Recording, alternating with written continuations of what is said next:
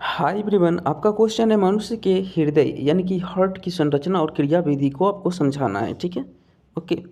अब आइए हम लोग इसकी बात कर लेते हैं फिगर की। तो आप फिगर यहाँ पे इस तरह बना लेना, ठीक है। और यहाँ पे नेमिंग भी कर लेना, जैसे जैसे नेमिंग यहाँ पे किया हुआ है, तीर का निशान दे करके आपको नेमिंग कर लेना है बहुत ही अच्छे से, ठीक है। अब आइए, अब हम लोग संरचना की सबसे पहले बात कर लेते हैं, यानी कि स्ट्रक्चर की इनकी बात कर लेते हैं। इनका स्ट्रक्चर किस तरह होता है, देखिए। आइए, मनुष्य का हृदय 4 भागों में यानी कि 4 कोष्ठकों में बटा रहता है, ठीक है।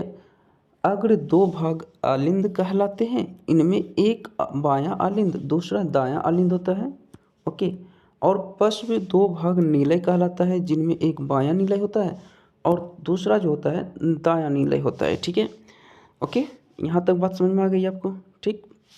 अब देखिए, बाएं आलिंद एवं बाएं नीलय के बीच त्रिबलनी कपाट तथा दाएं आलिंद एवं दाएं नीलय के बीच त्रिबलीन कपाट होते हैं। ये बाल्ब नीलय की ओर खुलते हैं।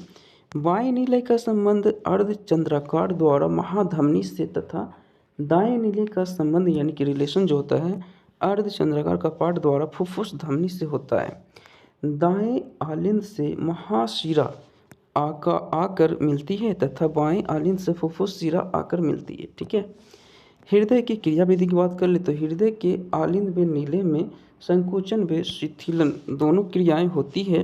यह क्रियाएं एक निश्चित क्रम में निरंतर यानी कि लगातार हृदय की एक धड़कन या स्पंदन के साथ एक कार्डियक चक्र पूर्ण होता है, ठीक है। एक चक्र निम्नलिखित 4 अवस्थाएं होती है, ठीक है। पहला शिथिलन। इस अवस्था में दोनों आलिंद शिथिलन अवस्था में रहते हैं और रुधिर दोनों आलिंदों में एकत्रित होता है यानी कि रक्त। दूसरा, आलिंद संकुचन। आलिंदों के संकुचन होने का आलिंद संकुचन कहते हैं। आलिंदों के संकुचित होने को हम लोग आलिंद संकुचन कहते हैं। इस अवस्था में आलिंद नीलय कपाट खुल जाते हैं और आलिंदों से रुधिर यानी कि रक्त नीलयों में चला जाता है, ठीक है। दायां आलिंद सदैव यानी कि हमेशा बाएं आलिंद से कुछ पहले संकुचित होता है, ठीक। तीसरा स्टेप है नीलय संकुचन, ठीक है। देखिए, नीलयों के संकुचन को नीलय संकुचन कहते हैं, ठीक है।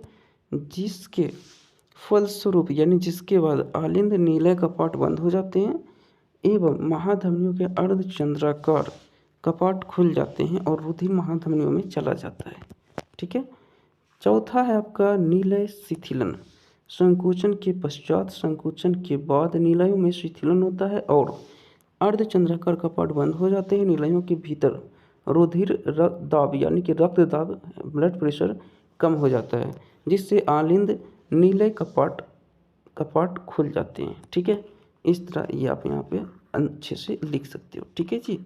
चलिए, ये आपका यहीं तक आंसर हो गया। Okay, so thank you. मिलते हैं नेक्स्ट वीडियो में। Like share subscribe.